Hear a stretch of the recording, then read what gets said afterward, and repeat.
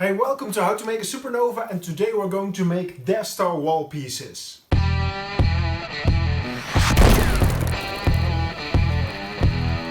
When I was making these deathstar wall pieces, I didn't record everything, but I have enough pictures so I can talk you right through the process.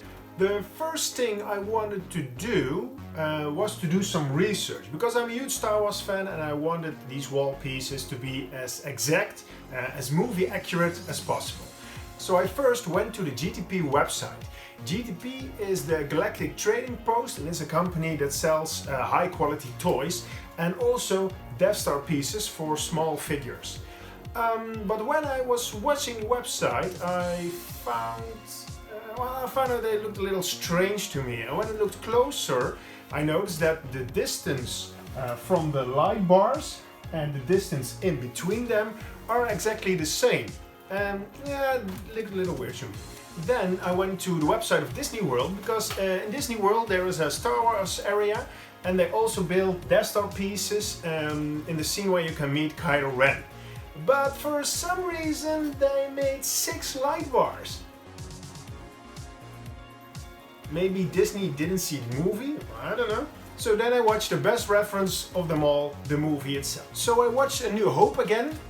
And this is the scene where Tarkin is going to blow up the planet of Alderaan. And here you can see in the background that the bars, the light bars, are a little bit larger than the space in between. In the next shot, where R2-D2 and C-3PO are saving Han, Leia and Luke from the trash compactor, the size from the lights and the space in between is exactly the same. And in this scene where Vader and Obi-Wan are fighting each other, it looks like the light bars are larger again than the space in between. So I guess you can choose the one you like and still be movie accurate. Here's my design for the Death Star wall, and these measurements are specifically for the space I have. When your room is a little bit larger or a little bit higher, I suggest you change the measurements specifically to the room you have.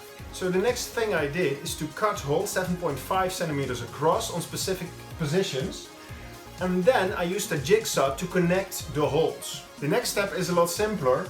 I cut out these pieces of wood and glue them in place. And for the vent piece I cut 6 wooden planks and glued them together so you have this vent effect. I painted all the pieces grey, and the next step is to flip the wall piece so you can attach the plexiglass. And the plexiglass is attached to the wood with small screws.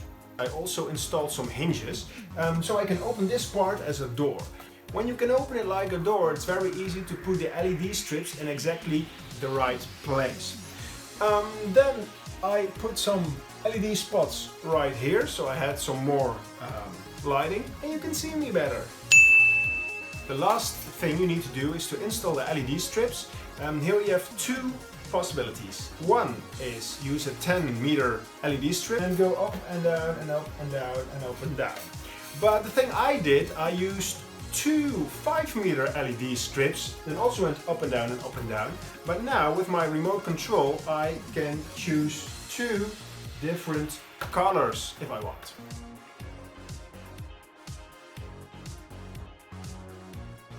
So if you have any questions for me, you can leave a comment down below. If you like my video, please like, subscribe, because there are more projects coming your way. Spread happiness, and I see you next time.